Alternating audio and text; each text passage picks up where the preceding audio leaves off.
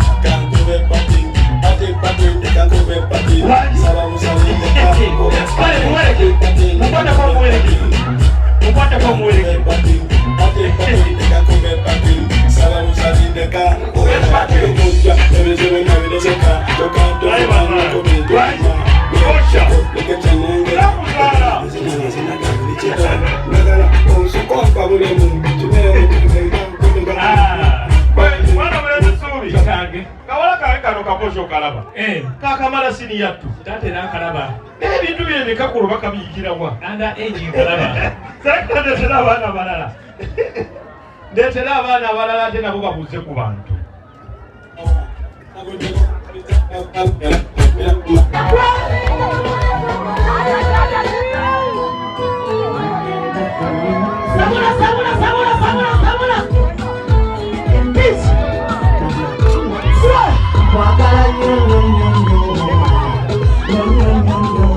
What are you like? No. Abantu bonna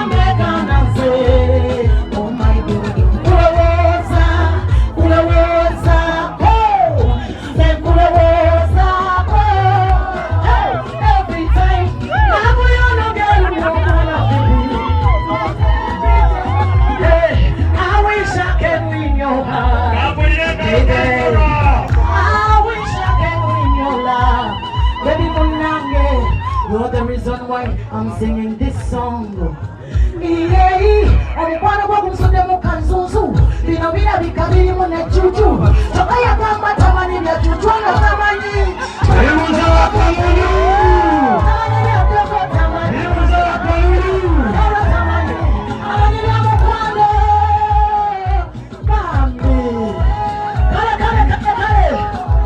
kwagala nnyo Fibi kwagala nnyo omufudde mulalu omulese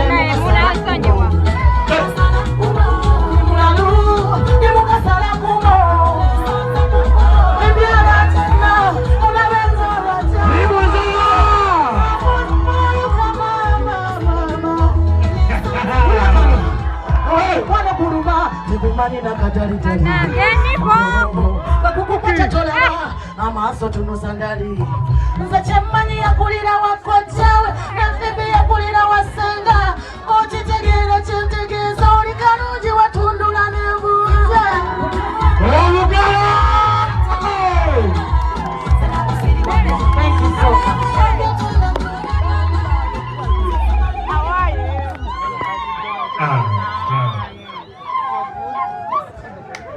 engalo za Mary Butler.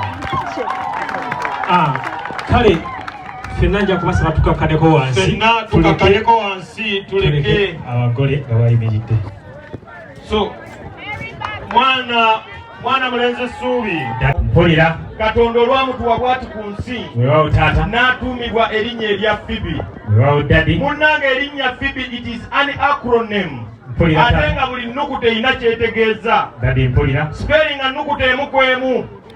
dadi P etegeeza nti omwana oyo w'obuwala gw'olaba ali polite. dadi H etegeeza nti she is very honest.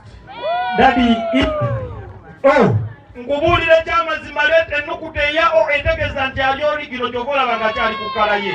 dadi E omwana w'obuwala oyo she is an enduwala yetafaayo mu mbeera yonna ajja kubeerawo era ajja kulwana. dadi B ekyamazima B that girl is very beautiful. B and E ekisembayo she is educated.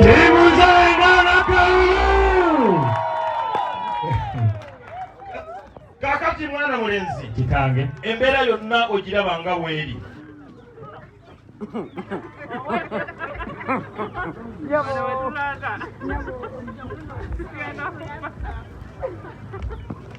Kakati akaseera kano akasirikirira ako kabadde kaseera ka Mwoyo Mutukuvu abadde agamba yoyo yennyini yoyo mwana w'obulenzi Kingfisher. Nga buli omu abatiza munne in the name of love. Ngamba oh my God. What is this? Naye nga kyonna kye kiri selecta tuteremu ka music akatonotono mu background. Yes, webale.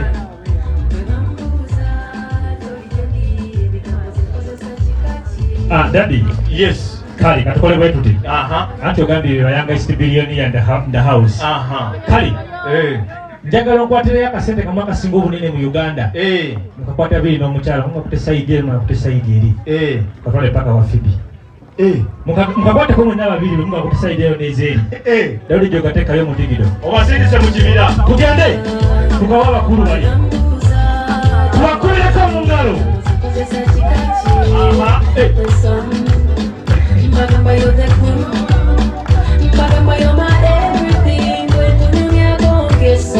Engalo za Zora.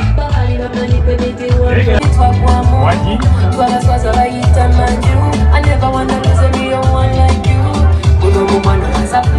Paka wanyini yao. Jeff mwimiliao n'omukyala. Tata twabadde tujja. Ate tazina banene mu government. Bano nga si banene bunene mu size. Tata nga nawale tizitowa. Dokita Kulu yumuka. Tata bano banene mu government.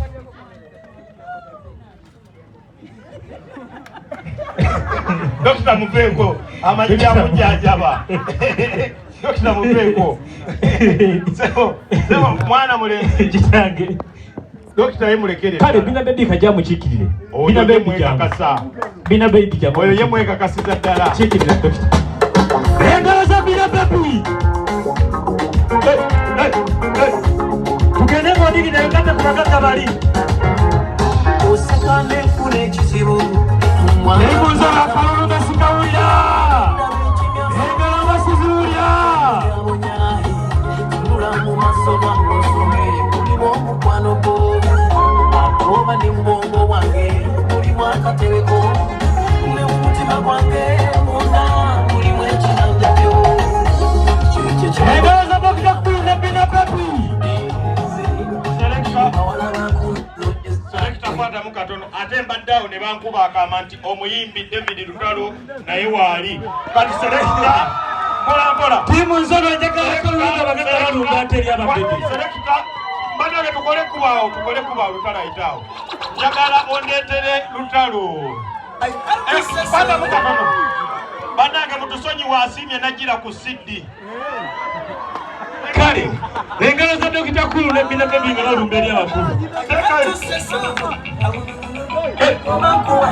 tiimu nzolo njagala vaibu tiimu nzolo njagala kalulu